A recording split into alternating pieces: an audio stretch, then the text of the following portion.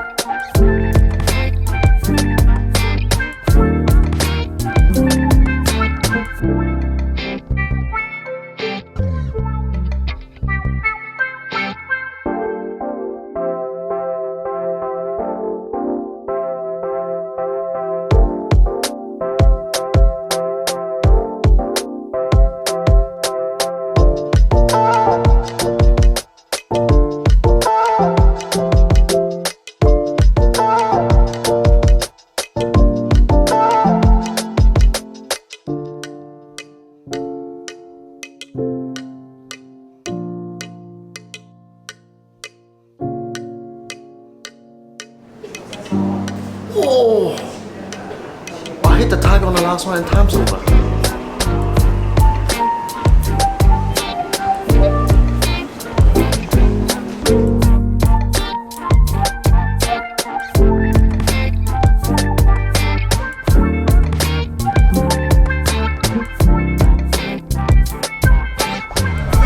So 2 to 3 hours here was well worthwhile. I think we're going to go for a little walk down the Zhishanyan garden now on our way back down to the bus stop. So yeah, we're going to go for a bit more of a wander and I'll show you around.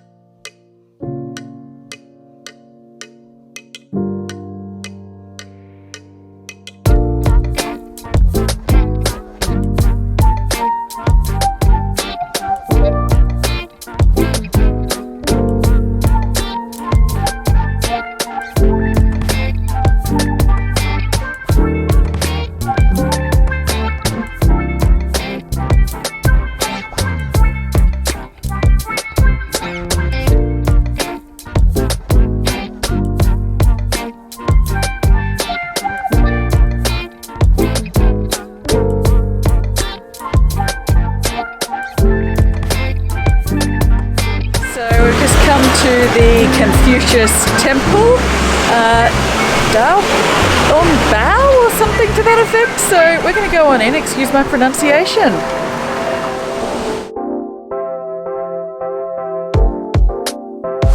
And you've got a visitor information centre just off to the side as you come in.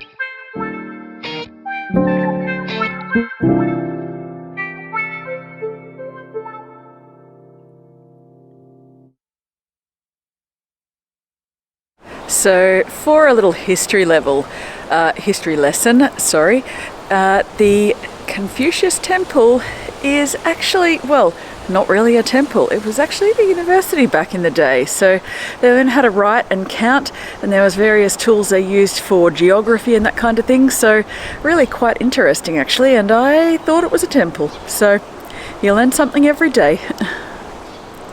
So super interesting history of this place. It was originally built in the 1870s, so hugely old, but it was then demolished by the Japanese in the early 1900s when they won the war or took over. And then what happened is when the Japanese lost the war, this was actually, or the Japanese actually built a girls' school on this site apparently, and then when the Japanese lost the war, it was then rebuilt as a replica in the late 1930s. So a bit of a rich and varied history here, which I thought was really, really interesting. So it's been through a couple of different things, and it is now obviously a replica of the Confucian, well, I guess you'd call it school, university,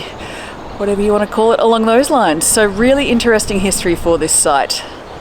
So as it turns out, the Dalong Gong Temple that we thought was actually the Confucius Temple, so the Confucius Temple is back that way towards where I'm facing, and behind me now is actually the Dalong Gao Temple. So this is actually different. It is diagonally across the road, so make sure you read your map properly, like we did not to start off with. So yeah, little site lesson for you there. So we're going to go and check this one out now. So there's actually a shrine behind us that then points into the temple, and the temple is actually over the road. So this is actually an operational temple, obviously. Well, maybe not obviously, but looks super impressive. So yeah, we're going to go and check this one out.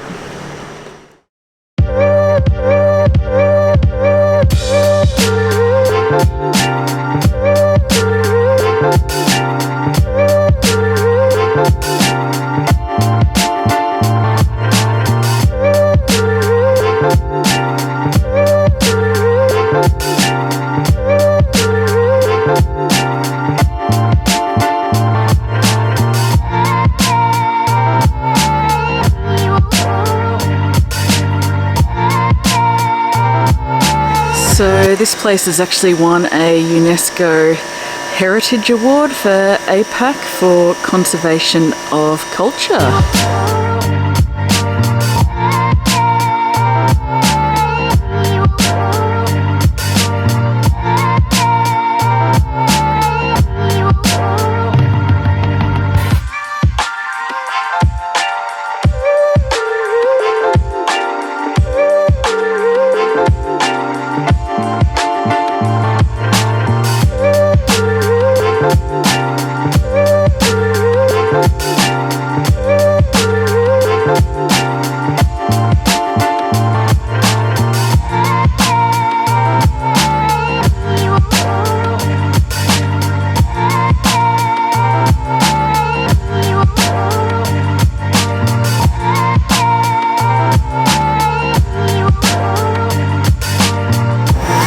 So as you come along the side of the main temple, there's all these frescoes along the side of the wall.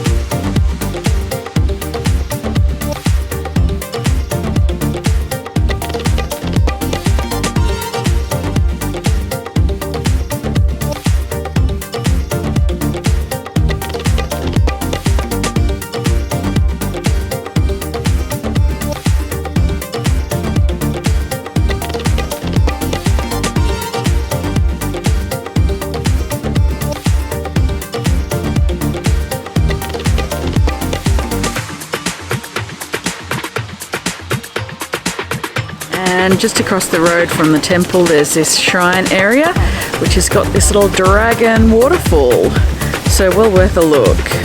If it's open, that is. It's only open limited hours of the day, so check out the opening hours first. So we decided to come down to the Linnan Tan, I think. Don't talk to me about my pronunciation. I'm definitely not a native Mandarin speaker, but we're heading down to the Linnan Tan house and museum. So it's a historical house, but we caught the local bus down here and we had to flag the bus down, which was highly entertaining, and jumping out into traffic to flag a bus that clearly did not want to stop. And then now we're headed down to walk. We got off at the Taipei Fine Arts Museum and we're walking down there, but yeah, we had to follow this little path that went down, well, it was actually down what looked like just a little path that led down the back of the cafe.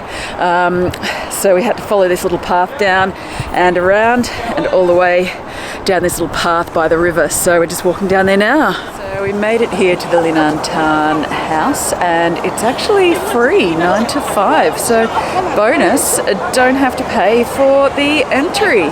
So yeah, there's a big, huge rock in the background here, and yeah, some beautiful sort of structures, one of the oldest structures in Taipei apparently, so we're going to go have a look around.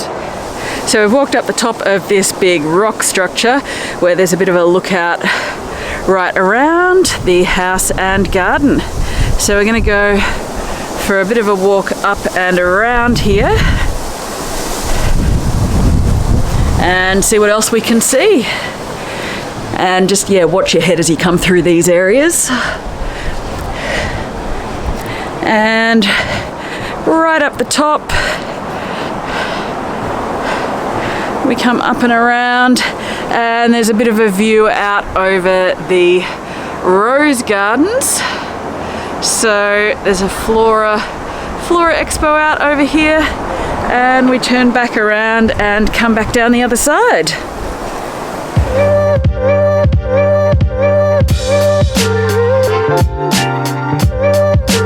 As we come for a walk through the gardens, turning right out of the front gate, and we come up through around the outside wall, and we come up past all these little walled garden areas with some nice little see-through nooks and that kind of thing, perforated windows, and nice little view through here. So nice and peaceful, and as you come through some of them, the temperature actually drops quite a bit as well. So that's quite nice to come for a walk through here.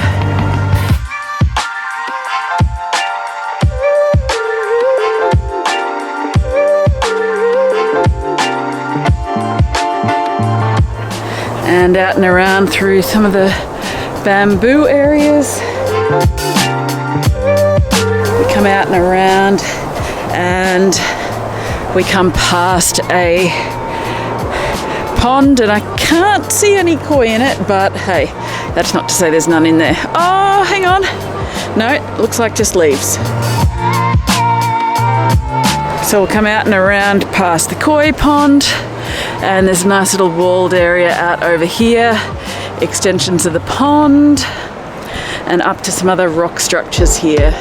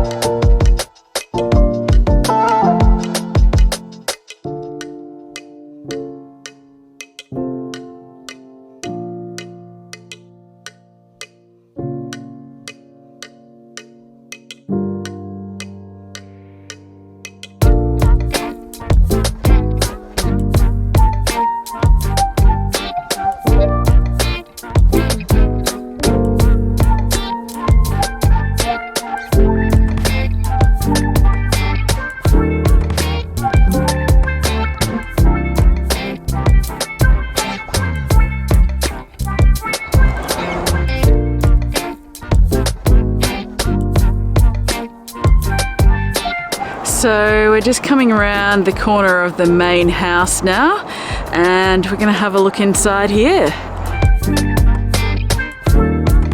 So we'll head on in through the front doors, I think, and we'll see what's inside.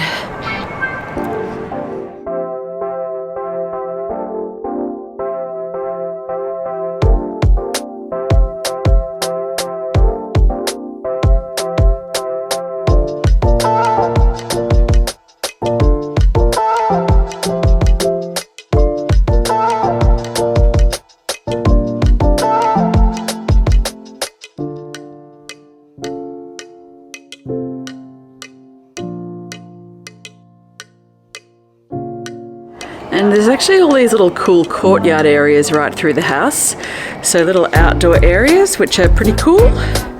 So the house has actually been relocated several times, about 3 or 4 times, just to cater to expansion of the city and that kind of thing. And there's a whole little exhibit here that just runs through some of the history of that. So you can have a look through some of the relocation history as well.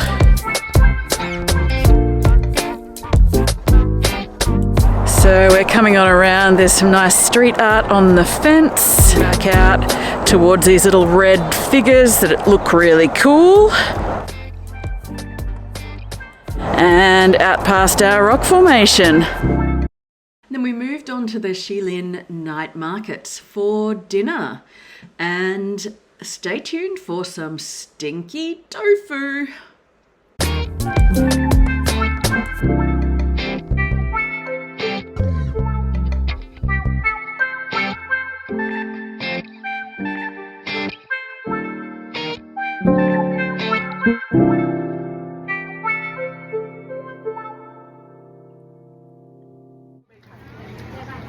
So the stinky tofu, definitely stinkier than the one last night.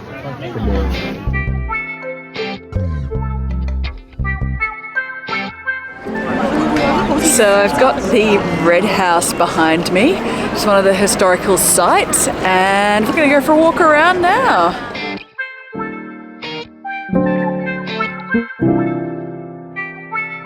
So there's actually a theatre upstairs that tells you a bit about the history, and downstairs there is shops and all sorts of things. So it was built in 1908. Looks like it was originally a market building, and then there was a Taipei Inari shrine, and then all through market periods and food markets, first stores, and then in 1941 the second floor was used as an entertainment space. Then it became a theatre sort of into 1948. Then sort of 45 there was sort of large-scale bombing, so then theatres of course, and then all around 1960s so it was a theatre, cinema, and then it became a monument in 1997, so historical monument. So yeah, all sorts of little stores. There's some food, some art, that kind of thing, and some more history here. As we walk through to another section, and there's a big sort of cultural area. So quite cool little outside here. And yeah, you can see some of the old brickwork in here as well, which is pretty cool. And then walking through into this sort of space with more stalls and that kind of thing. So all sorts of things in here, so sort of artisan type products. So pretty cool little market, and it's 7 o'clock at night now. There's some outdoor dining and that kind of thing out there as well, so well worth coming down here of an evening. And yeah, stroll through, have a little look at some of the local makers, crafts and that kind of thing.